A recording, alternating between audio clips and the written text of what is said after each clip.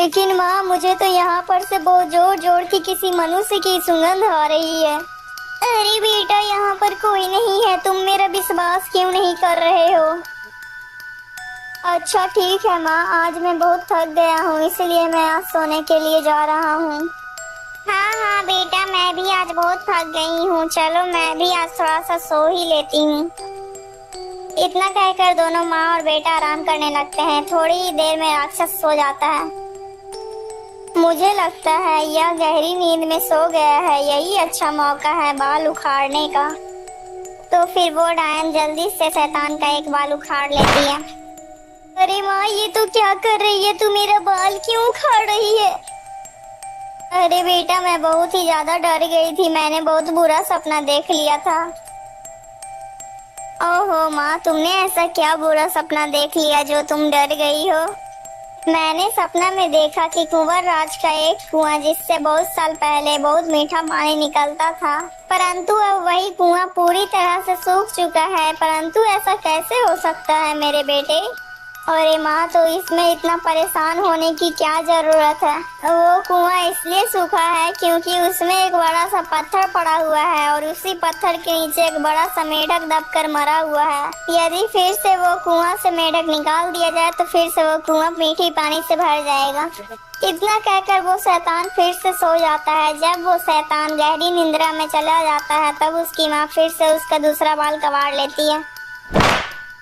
हाय हाय माँ, अब तो तुमने मुझे मार ही डाला। अब तुमने कौन सा सपना देख लिया? तुमने मेरा बाल क्यों कबाड़ा? अब तो मैंने और भी ज्यादा बुरा सपना देखा। मैंने देखा कि छुमछुम नदी पर जो नाविक नाव चलाता है वह मुझसे पूछ रहा है कि मुझे अपने इस कार्य से कब तक आजादी मिलेगी।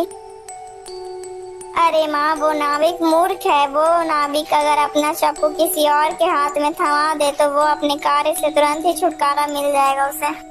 अरे माँ, तुम कोई दूसरा सपना मत देखना। इतना कहकर वह राक्षस फिर से सो जाता है। फिर वो डायन सूरज को वापस से इंसान बना देती है। बेटा, यह लो तुम 2 सोने के बाल और तुम जल्दी से यहाँ से भाग जाओ। सूरज जल्दी से डायन को धन्यवाद करता है और फिर वहाँ से वो निकल जाता है। और फिर वो उसी नाविक के पास पहुंचता है और वो नाविक उसे नदी पार करा देता है।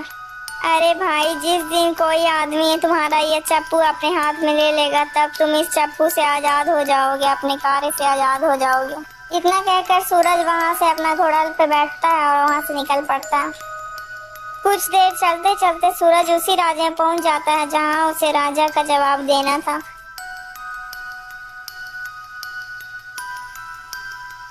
महाराज, आपका कुआं फिर से ठीक हो सकता है।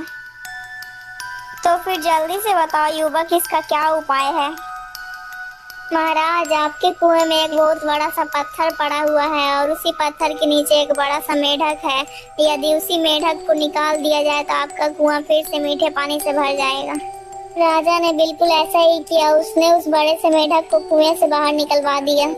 वाह सूरज वाह, तुम तो कितने बुद्धिमान हो। मैं तो तुमसे बहुत प्रसन्न हुआ। आज फिर से यह कुआं मीठे पानी से भर चुका है, इसीलिए मैं तुम्हें 1 क्विंटल सोना इनाम में देता हूँ। फिर वो सोने को अपने घोड़े पर लादता है और राजमहल की ओर निकल पड़ता है। फिर वो जल्दी ही राजमहल पहुँच जाता है।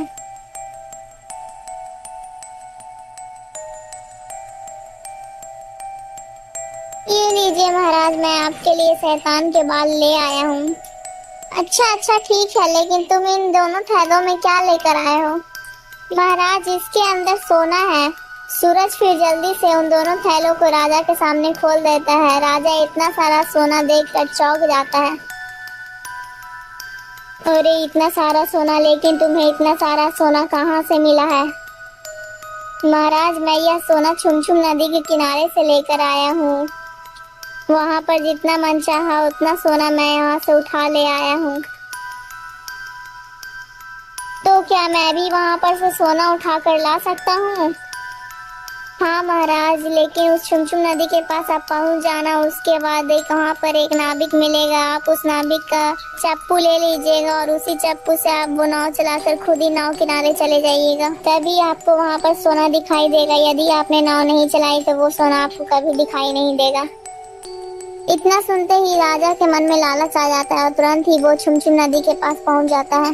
अरे नाविक, तू जल्दी से इधर आ, मुझे जल्दी से नाव चलाकर उस नदी के किनारे जाना है। इतना सुनते ही वो नाविक तुरंत ही राजा के पास आ जाता है।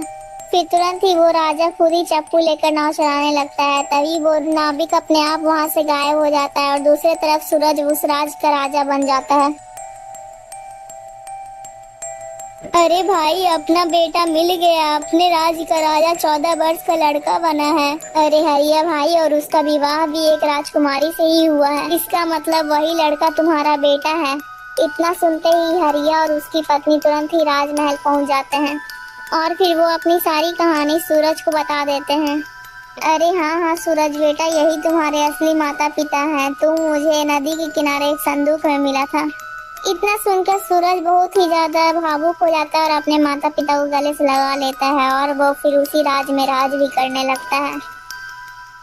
दोस्तों, अगर आपको ये वीडियो अच्छी लगी तो प्लीज वीडियो को लाइक करके चैनल को सब्सक्राइब कर दीजिएगा। दोस्तों आपको इस 14 वर्ष वाले लड़के के बारे में क्या कहना है? आपको इसकी बुद्धि कैसी लगी? कमेंट में जरूर बताइएगा। और हाँ दोस्तों, इस वीडियो का पार्ट 1, पार्ट 2 और पार्ट 3 हमारे चैनल में है, आकर जरूर देखिएगा। दोस्तों ऐसी और वीडियो और कहानी देखने के लिए हमारे चैनल के साथ जुड़े रहिएगा दोस्तों, और इस वीडियो को ज्यादा से ज्यादा शेयर भी कीजिएगा दोस्तों।